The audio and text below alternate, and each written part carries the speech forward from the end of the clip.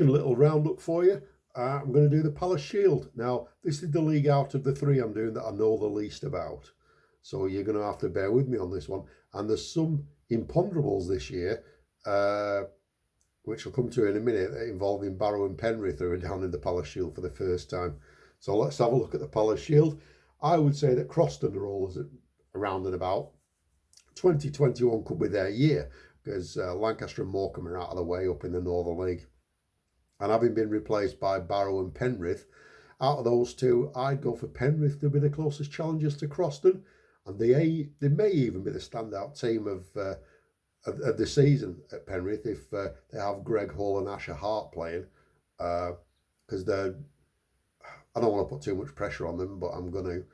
Those two, if they're playing, they're too good for the Palace Shield. And I know people will say, well, yeah, Penrith got relegated, but they're too good for the Palace Shield, them two. And I think that I think they might be the standout team, providing they can keep the team together, because it's not easy.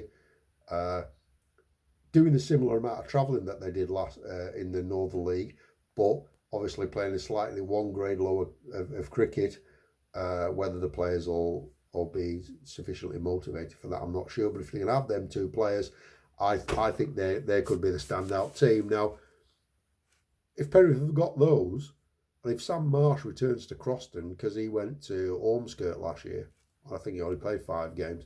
If he returns to Croston, he'll be the league's standout all-rounder. That's a big if. I don't know. I don't have the information. And if he does return to Croston, Penrith and Croston might have an absolute ding-dong battle for the championship, I think. And it could go either way. So does Sam Marsh return to Croston? Don't know. Will Hall and Hart play for Penrith? And will the Penrith players adapt to the Palace Shield? I don't know. Different playing regulations slightly. Imponderable there, really. We're going to have a go at it.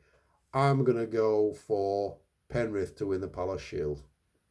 Then we'll look at the bottom. There's some close things happening at the bottom there. Thornton Cleavers and Kirkham will be promoted from Division 1A. I think the bottom's a dogfight between them two and Fylde. Usual suspects, I think. So it'll be them two, Thornton Cleavers and Kirkham against Fylde, I think.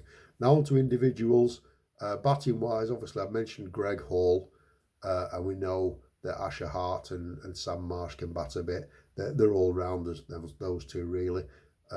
Aside from those three, Ian Dunn at Vernon's, if he gets a full season in, he'll be the top run scorer, I guess.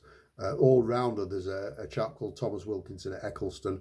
Now, if Marsh and Hart don't play, I suspect he'll be the top all-rounder. He's been having some good seasons.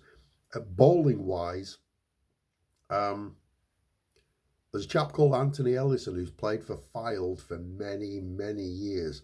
But in 2020, he played for Thornton Cleavers.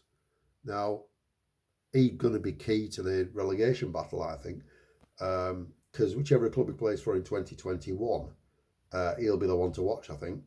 Bowling in the league as a whole, and also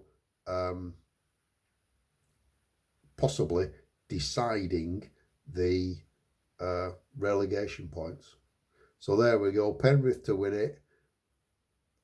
Kirkham plus one of Fylde or Thornton Cleavers, whoever Anthony Ellison doesn't play for, to go down. And batting Ian Dunn, all-rounder Wilkinson from Eccleston, and then Anthony Ellison as a standout bowler. Thanks for watching, guys.